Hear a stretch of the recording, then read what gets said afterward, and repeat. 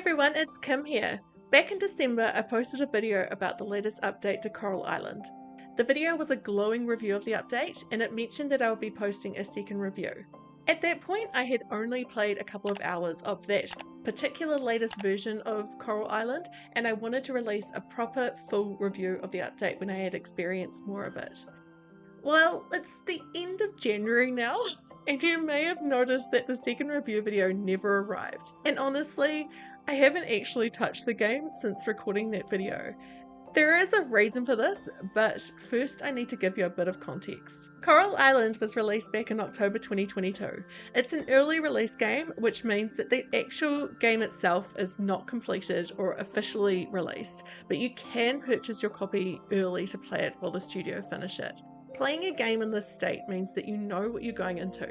Some things in the game won't be available yet, and there may be the odd glitch in the game, and so your patience is needed while updates are released over time.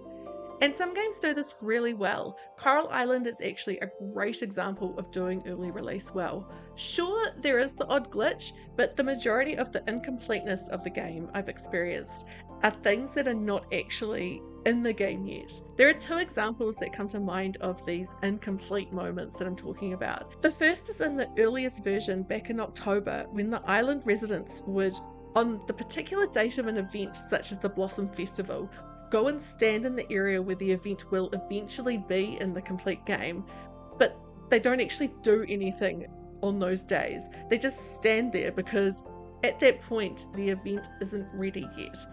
Another example is the tortoise you meet while diving, who just says, "This is the placeholder text for this NPC player." Now, I secretly love that one, which is why I've brought it up a few times in previous videos. These incomplete moments, while occasionally frustrating, didn't completely break the game, so it was mostly okay. There is so much already to do in the game that I was happy. It wasn't like, for example, Disney Dreamlight Valley, which not only had some incomplete spaces, but was super buggy at release.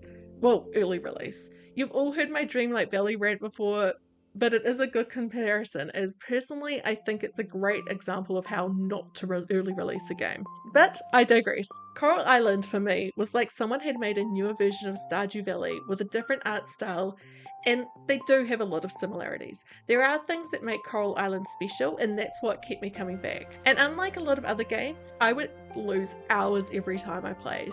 I did and still do love the game. And the dev team seemed to be pretty great too. They have a somewhat clear timeline and roadmap.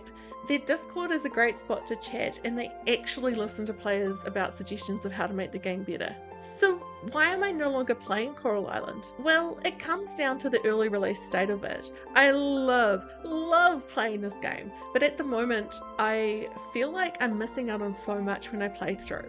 When the November update came out, I started over so I could experience the things that have been added since the previous update. And I'm so glad I did, but I started to think about how many times I could do this before the game is in release ready state.